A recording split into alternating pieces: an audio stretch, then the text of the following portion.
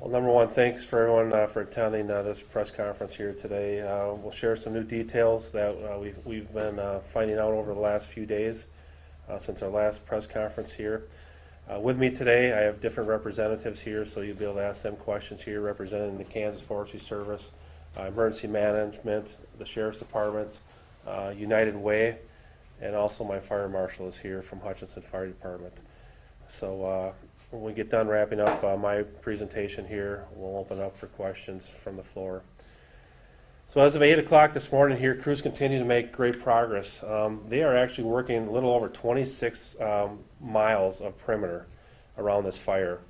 And that's, I think it came out to 26.2 miles actually of perimeter fire that they're still working on.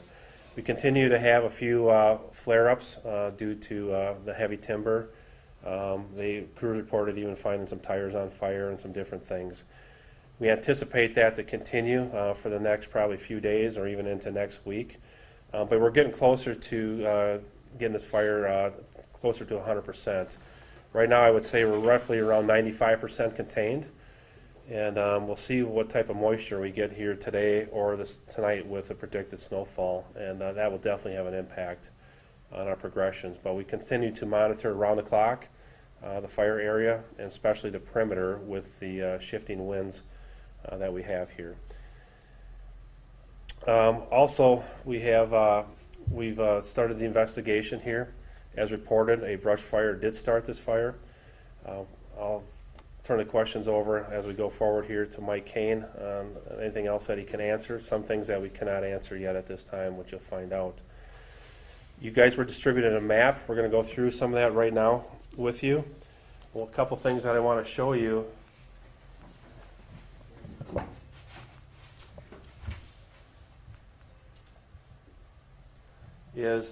This is actually a satellite map. Okay, they always say Big Brother's watching. Well, Big Brother is watching. And so satellite imagery that we were able to pull up here, the green area here predicts where the fire started. Okay, and you can sort of see as the fire progresses, it's making a track here. And what's unique about this map that I really want to show you is that this fire here in the yellows here is where we believe it started really getting some intensity. And it actually started spotting new fires and jumping over areas, and this yellow over here shows where fires were spotted, quarter mile, even maybe up to half mile away from the other fire. So we talk about that a lot in our wildfires, where the fire creates its own energy, it creates its own storm basically. And so we've seen that here with satellite imagery. From this point here, over by the Clydesdale area, the fire just sort of sprawled out. Once it got through the Cottonwood area, all the heavy timber that was in the Cottonwood with all the heavy cedar trees and all the other species of grasses and different things that were there. So, you know, we talk about that a lot. Why do people get trapped, and why do other homes start on fire that might not be another one? Is because again, this fire is creating flames up to 100 feet in length, and these embers are flying over half a mile, dropping down and landing on different areas. And so we depicted that right from the satellite imagery, and I thought it was just a great shot for you guys to see what we're actually seeing out on the fire grounds here. We talked about the three fingers that the fires actually created, and you can sort of see them here too. Were the three fingers that we were battling a little bit on the big picture of things here. So the next one I have here, and you have a copy of this map in front of you here, please take that with you if you'd like. But this again shows the red areas here where we had the homes that were destroyed in the area, along with the buildings and properties of the homes saved. And again here, this is the red line around the perimeter. That's really where the guys are really concentrating a lot of their efforts and work on. That's at 26.1 or 26.2 miles of perimeter fire that we're working on.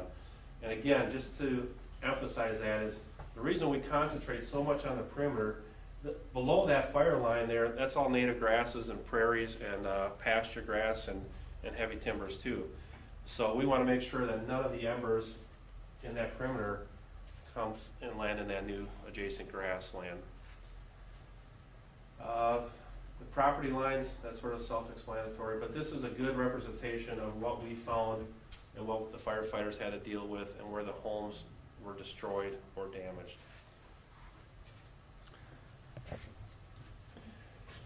The Reno County has really stepped up here, and along with other citizens throughout Reno County and adjacent properties. The United Way of Reno County has, and the volunteers have stepped up to help these homeowners in our area. I talked this morning here at another interview here this morning, and I don't think people truly understand the devastation that took place here sometimes. We talk about floods, we talk about tornadoes, we talk about other, today, blizzard conditions up north basically almost. We talk about all these different storms, but when a fire comes through an area and people lose everything, they lose everything. We have people out there right now sifting through the ashes, trying to find a piece of jewelry, trying to find a ring, trying to find something that they can tie back to their home, their family, their loved ones. And the stories that I'm hearing as chief are just unreal. I mean, and so these people literally lost everything. The stuff that we all take for granted, getting up in the morning and going to brushing your teeth or getting dressed or whatever it is, they have nothing. And so we need your help here at United Way. If you can donate it, donate any type of money or materials or anything, please call the United Way of Reno County at 211. They need your help. These people need your help. And it's a plea, it's a cry for getting these people back and get their lives, try to get them back to somewhat normalcy. With that, again, like I said, we'll be monitoring the fire all day long today yet. We still have crews cruising the perimeter line and working these hot spots. We are getting much closer. We've been making repairs on our equipment. Some of our equipment that was damaged, we did have one fire truck, Brush 41, the back of the truck basically was burnt up for the most part. And the light bar on top that you see, the emergency lights, was melted on one of the sides. And actually, when the guys tried to escape out of the conditions they were in, they backed into a bunch of trees and bent a bunch of stuff up on the back end and different things. The stories that these men and women went through during this fire and other fires is there's heroic actions left and right. I did receive an email from a victim that lives on Victory Road here from a lady that said, Chief, I need to tell you my story. She came out and she said, and I know there's all kinds of stories, this is just one of many, but she said, I came out of my house and she said, I looked for my car and my car was on fire. And she said, I looked the other way and she said a Hutch brush truck came in and got me out of there. And so she said, you guys and your men and women, everybody in support roles, were all part of that rescue. I know the sheriff officers, I'm sure they got a ton of stories too that way. And down the road here, I said it, I think at the last press conference, down the road here in the next week or two, I want to get every one of these agencies back here, have the sheriff's department here, have our men and women, have some of the volunteer firefighters that were out there working, tell their stories to you guys and gals here, because some of these stories are hopefully once in a lifetime, but they need to be told. You need to hear what they faced on the front lines battling this horrific fire here. So with that being said here, I'll open it up for any questions. First question I have for you, Chief, is that I mean, you guys have been dealing with a bunch of wildfires over the last few weeks, some smaller ones before this one. Just talk to me kind of about the morale of the crew, the exhaustion you guys I'm sure are facing, because like you said, I mean, you have a marathon's length perimeter that you guys are trying to take care of right now. What's the feeling right now after having probably the third wildfire since the start of the year that you guys have had to deal with? Oh, this is actually, I don't have a number, but even last week we were running, before this big one here, we were running 1 to 3 brush fires a day. Most of them never makes the news because we contain them real fast. So it's just an ongoing thing here that we've been battling here in Reno County. I stopped at Station 4 before I came into work this morning and had a chat with the men and women at that station. And, you know, they knew what they have to do when they sign up to do the job, the dedication, when they raised their right hand and took the oath of office. they knew that. But I can tell they're beat, they're tired, they're exhausted. Right now, I'm more worried about the mental aspect of my employees. We're a young department. Almost 55% of my department is under 5 years experience. And again, the stuff that these men and women do, whether it's this brush fire or a car accident or whatever it may be, the average public citizen has no idea what they just went through. And so it's my job as chief to take care of my number one asset is my people. And now we start on the mental side of the thing and making sure that they get help when needed, and we're starting that process. And what does that look like? Is it just, maybe working with the city or county to get some therapist help or some time off? What does that look like? Yeah, it is. The city of Hutchinson does have a program. It's called Impact, and where they have a core group out of Wichita, therapists and stuff that are lined up that come in, and they have one-on-one sessions with employees to help them deal and cope with the devastation, even recovering the body. And stuff like that. That's just not normal, and in a career it takes a toll. And years ago in the fire service, and probably the police department, the sheriff can probably answer that, you did it and you just moved on. And we just had ways of dealing with different things, and that way is no longer acceptable. We value and we've got to make sure that we take care of our number one asset is our employees. And like Jackson mentioned, this isn't the first fire we've seen that's been caused by burning brush piles. I guess, what is the protocol, or is there any supervision required for someone to burn these brush piles? Can you explain what that process is? Yeah, I can, and actually I'm going to turn it over to Adam here from the county here. He's got he understands the burn ordinance and what we're trying to change there, and where we stand on that. So currently in the county, there's a burn resolution that was drafted in 2017 that governs all burning in Reno County. That's agricultural burning or brush piles. And everyone's supposed to follow that resolution. By the resolution, they're supposed to call into our non-emergency dispatch number and advise what they're burning and start their burn within 30 minutes. The responsible party of that burn is required to stay on scene until that fire is extinguished and no longer poses a threat to the community. And there's a couple things in that burn resolution that we'll get with our commissioners to try to change in the near future. We meet with them in study session on the 22nd. So we'll be talking about that burn resolution in depth and things that we could do to really put some more teeth behind it. That way we can hopefully prevent some of these incidents from happening in the future. Another thing the county recently implemented was a burn ban. Through the month of March, there's no burning allowed in Reno County. The only exemptions are like ceremonial fires, cooking fires, grills, things like that. There will not be brush piles burning. There will not be agricultural burning allowed in Reno County. We understand that could upset some of our ag people, some of our farmers that need to get their CRP field burned, but they have to understand the human side of it and everything that Reno County's lost, especially the individuals who have lost their home. It's actually absolutely devastating to us. So through the month of March, no burning in Reno County. We'll resume again. We'll continue to monitor, and hopefully in April, things will be greened up a little bit and they can conduct burns in a safer manner. And with this particular brush pile burn, do we know if those proper protocols were taken? Did they do the right steps? I can't speak to that. Can anyone? Mike, you want to talk on what you can say?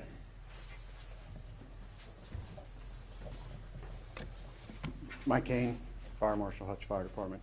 That still is part of the ongoing investigation, so we won't be releasing any of that at this time.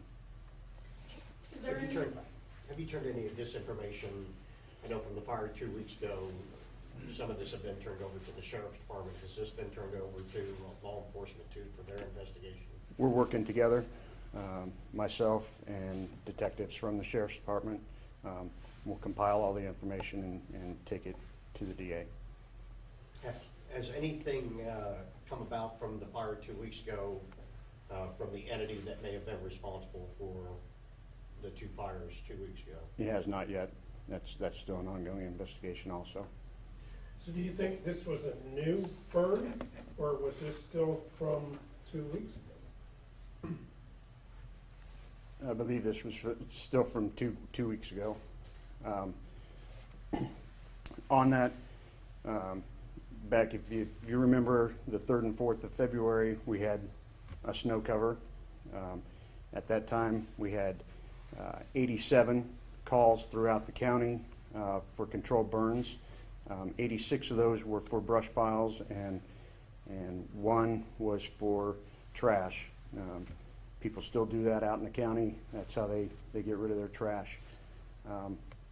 So of those 86, all being brush piles, and we're not talking people burn 1 brush pile per time. We're talking 10, 15, 20. They take the opportunity to burn everything that they can when there's snow on the ground. So we have had, just in the Hutchinson area, 6 rekindles since that time of brush piles, to include the Albright fire and the Lynxland fire. And then 5 other calls of piles that have rekindled but not spread outside of their containment area. The investigation's still ongoing, but if it is found that, there was some sort of, illegal burning or something like that, is there a possibility that there may, be some charges filed or something like that? Talk to us a little bit about what the possible ramification or punishment there could be for the person who maybe started this. I can't speak to the ramifications or the punishment. That again, between myself and the sheriff's department, will compile all of our information and take it to the DA, and sit down and discuss it with him and see where he wants to go with that. Chief, I know you've expressed some frustration over these brush piles when we talked 2 weeks ago. About the other things that are part of this, especially that 1 square mile Victory Road, and then the 2 private roads, Palomino and I think Clydesdale, and the inability to ingress and egress from those areas and fight fires like this that are moving so fast. Is it time to start putting pressure on landowners, even in these areas that are not zoned, and start trying to apply a little influence to try to fix this situation? Because I drove back there the other day. It's impossible to get in and out of there with a pickup, much less a fire truck. Well, it starts, I think the recommendations that are coming forward on the 22nd by 7 different entities that are professionals in this area, from planning all the way through, have some great recommendations. It's challenging when you understand the history of them roads here. Was my understanding that road is not a township road, that's not a county road. The citizens basically grade their roads back in there. And with all the blow sand that we deal with back in there, it's pretty much a 1 little lane road. Or not, like I said, not even a road, a path, a 2-track, whatever you want to call it. But the part of the planning part for me, whether it's city planning, county planning, it's got to start there in the planning division, because how were homes allowed to be subdivided back in the day, knowing that there's no infrastructure, no roads or anything, that's where it starts. It starts in planning. When actually you drive in there, and I'm not sure if you guys picked up on this, but if you drive down like Palomino and some of them places there, when you look at the homes that were saved versus the ones that were lost, and we harp on this over and over, if you're going to help your local fire department, we need a defendable space. And we're asking for like 100 feet or more around your home. The ones off Palomino and them areas, the homes that survived, you typically will not see, you might see 1 or so, but there's no cedar trees within 100 feet. They have metal roofs on them. They still have regular trees growing there, whether it's a cottonwood, whether it's a maple, oak, or whatever, but all them homes survived. And the ones that have cedar trees right next to their home, they're all destroyed. And so these cedar trees are like a blowtorch when they go up. And so if the homeowners are not investing in their property, making changes, there's nothing that we can do. We could have and I believe we do have the best fire department. We have the best mutual aid partners you can find that are used to handling these type of situations. There's nothing anybody here is going to do. them homes are going to be written off, and that's a struggle that we have.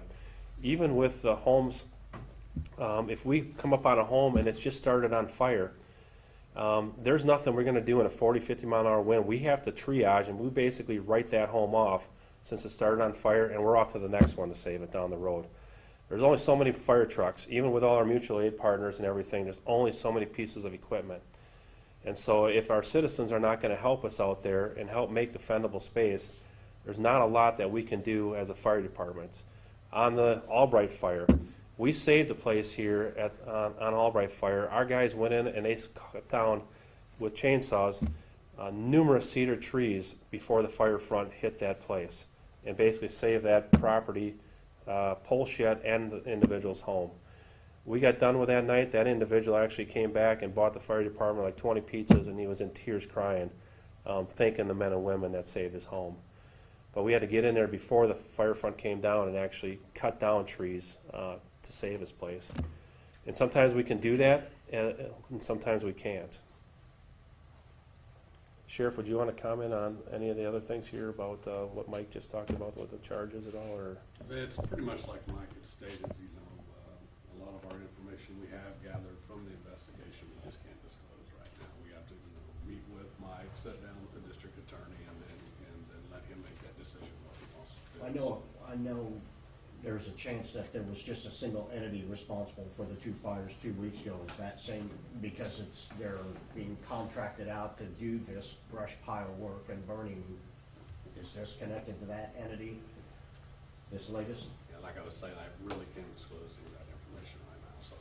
I can tell you, though, that the prior 3 larger fires around Hutchinson are not tied to this one.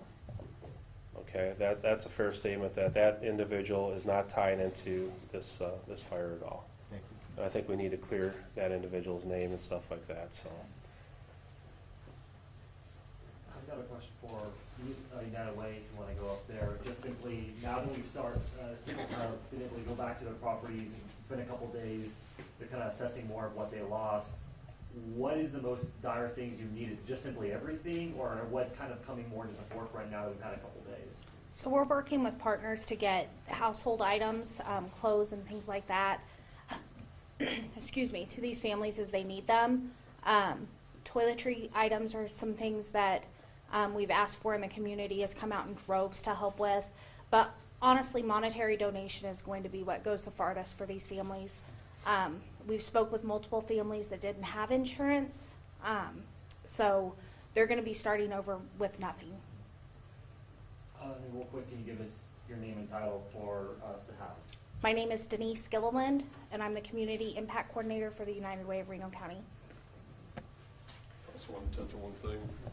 So our VOAD, our volunteer organization acting in disaster, Reno County is very unique in what our VOAD does for us. And they really got started approximately 8 years ago with flooding. And then 5 years ago, almost exactly when we had the Highlands fire, this VOAD really stepped up, and they manage all the funds coming in. So 100% of the donations that come into the United Way get managed by the case managers at the VOAD, and they go directly back out to the community. There's no fees that are taken out of there. 100% of your donated dollars goes directly to these wildfire victims. Like she spoke about, there's quite a few without insurance. There'll be months worth of work. I mean, the volunteers will go out there, they'll remove foundations, they'll help clean up property. They just do amazing work for the community. Talk about that, because the MARC event was held yesterday, and there were just so many things that you don't even think of. Department of Aging had forms to fill out so you could recover documents, and the county website, and we've had it posted. The list of the agencies and the things that you need to go through to get your documents replaced. I mean, the list is huge. Talk about that event yesterday, and do you feel it was a good step in getting some of that recovery process started? So the Multi-Agency Resource Center, or the MARC that was held on Tuesday, is really the first piece to helping these individuals, these victims of this wildfire, getting their life back together. The idea behind that is a one-stop shop so they can get access to every single service that Reno County can provide to them, and they're not having to contact a bunch of different agencies. I know they're starting the Raleigh Reno County site again. So if you miss the mark, they can go out and get access to those same benefits. But I've been handling phone calls every single day from some of the victims. They think, well, I can only get help for 2 or 3 days from the Red Cross or Salvation Army. That's simply not true. That's where our VOAD comes in, and it's a strong group. It's helped people for months on end. And if you need the help, you got to reach out and ask for it or work with our case managers, because we're going to provide, we're going to put all kinds of effort into it and provide you with as much help as possible to get you back on your feet. We really have to give a lot of credit to United Way, and they're taking on a lot of extra work, and they're not seeing any sort of benefit from it at all. Is the best way to contact the VOAD just through United Way 211, or is there another number that we should out there as well? So for individuals needing help, you can contact the United Way of Reno County or 211. You can also go online to rallyreno.org, and there is a form that you can fill out, and a caseworker will get with them within 24 hours. So those are some ways that individuals who are in need of help can reach out to us. The memories are going to last a long time. The scar out there and the 26 miles of perimeter stuff that they're dealing with are going to last for years. And as these people rebuild their lives, we're so fortunate to have groups like the United Way, Emergency Management, and their teams, really spurring the recovery part of this.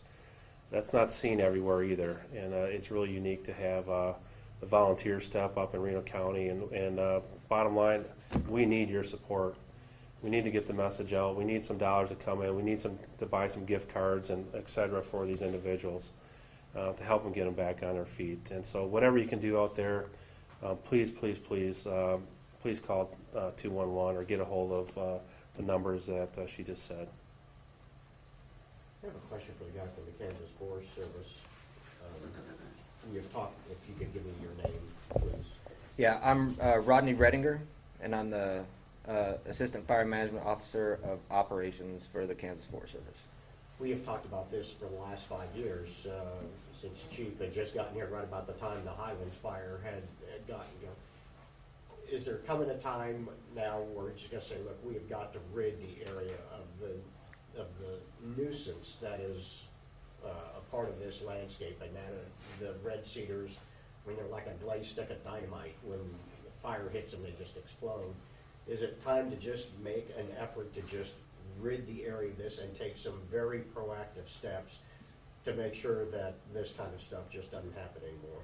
Yeah, so obviously it all comes down to budget and money, and it's an interesting dynamic that in Kansas it's mostly private land, and so there are grant programs like cost share type grants that we can do, but as far as managing the landscape goes, there definitely now's the time to take some steps to managing the fuel that we have, for sure. Well, this is just such a unique area because it's just a 3 mile by 20 mile area that is basically lynx land.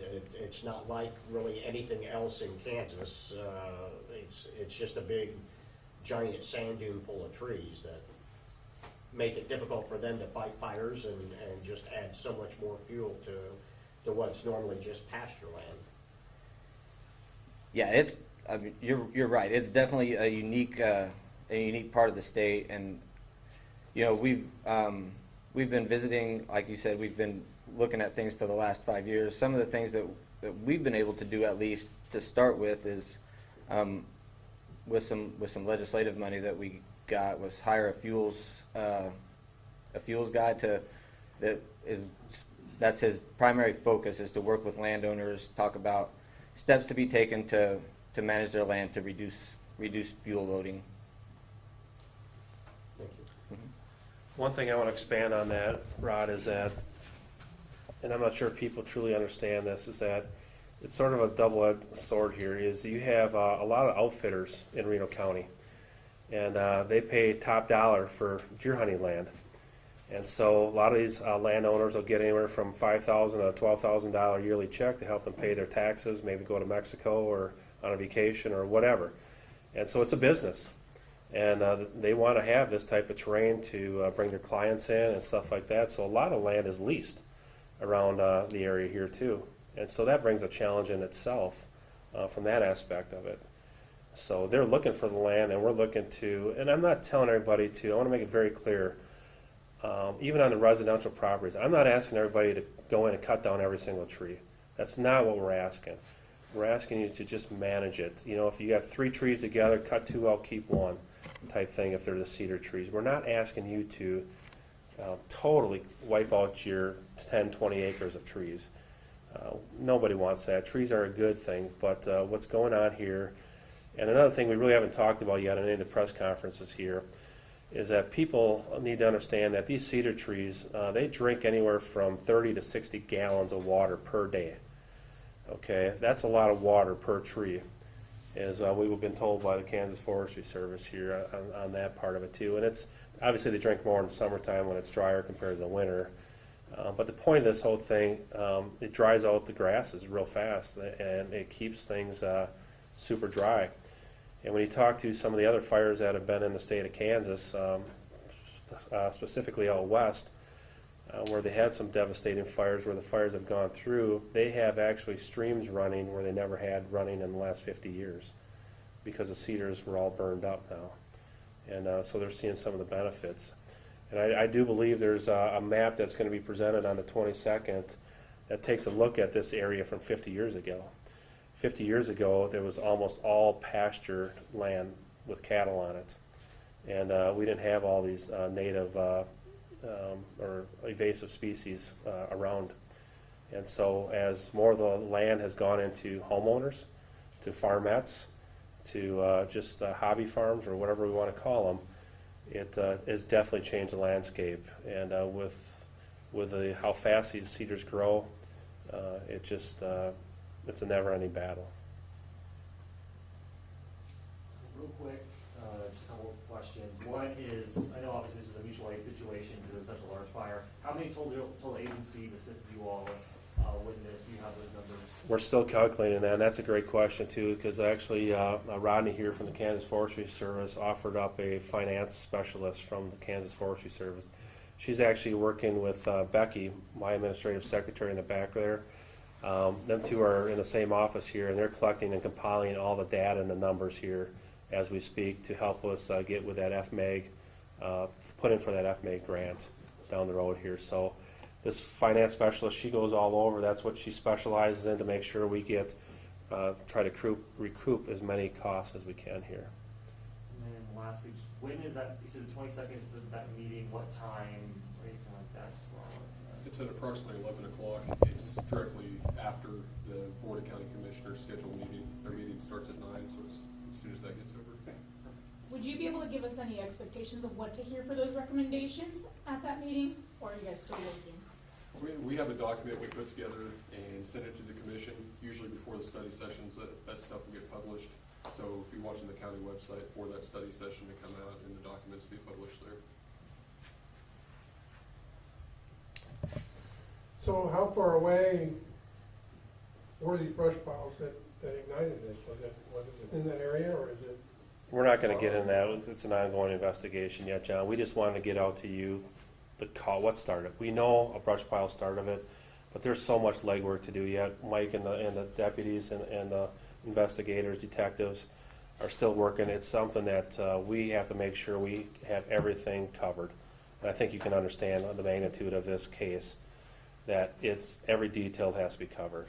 And so we just need time. It's just, there's a lot of people that we need to talk to yet, and different things and follow-ups and different things that go into an investigation. I wish they could be done and over within, the first 48, 72 hours, but that's just not, it could take a month here by the time we know more details. But as of right now, we believe it was important to just let the general public know that we know it started from a brush pile. But all the details beyond that are still considered in the ongoing investigation. So how long do people have to get out of their homes? When this was approaching them, how much time did they really have? Minutes. To get out? Minutes. And some that probably didn't even have that.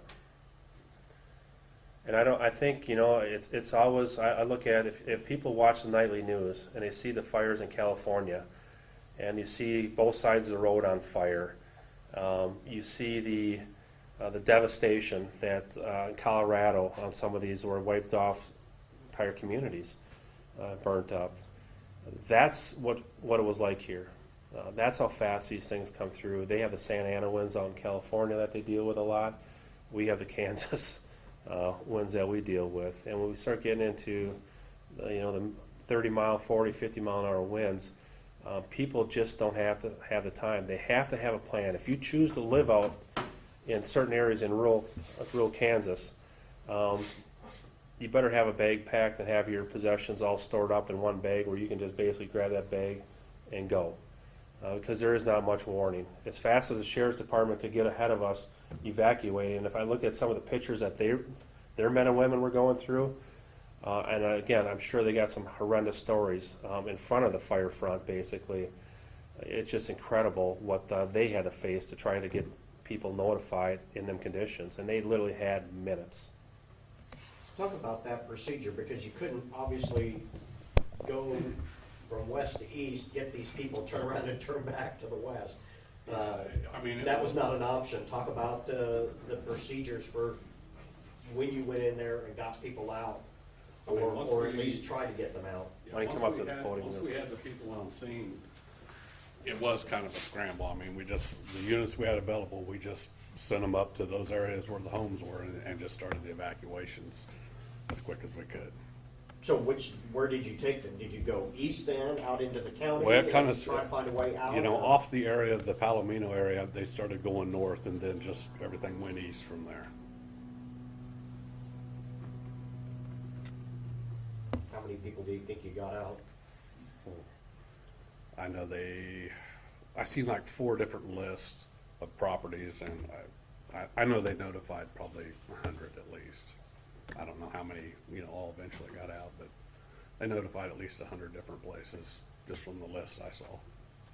Were people pretty anxious to get out? Or were there some resistance? I mean, I don't have some of that information myself, so I don't know for sure. You're always going to deal with a few people that are going to stay back and Sure. Yeah. stuff like that. We deal with that on every fire we go to. It's even with the fire department with a big red truck coming up trying to save it. I've been yelled at here on one of the recent firefighters right to my face. What took you guys so long and different things. And the perception sometimes is that when a fire like this kicks off, and it could be 3 miles ahead of the fire, why didn't a fire truck come there right away? Well, the fire's back, behind us 2 miles, yet we're saving them homes, and we sort of hopscotch down the path of the fire as we save homes and different things. And so there's just not that many resources to put a fire truck at every single home during the entire duration of the fire. We will do everything we can to protect people's homes, don't get me wrong on that, but we're up by where the needs are immediately needed, and we work down as the fire progresses. thanks to all of you for all you did. That is so much appreciated. We appreciate you putting up with us, asking questions. Well, thank you guys for telling the story and really getting the need out here, the after the fact need with what United Way and the different groups have going on here. Again, it's 100% of the dollars goes towards the victims. I think that's really unique, and so people don't have to worry. Does anybody have any other questions? If not, thank you all for coming.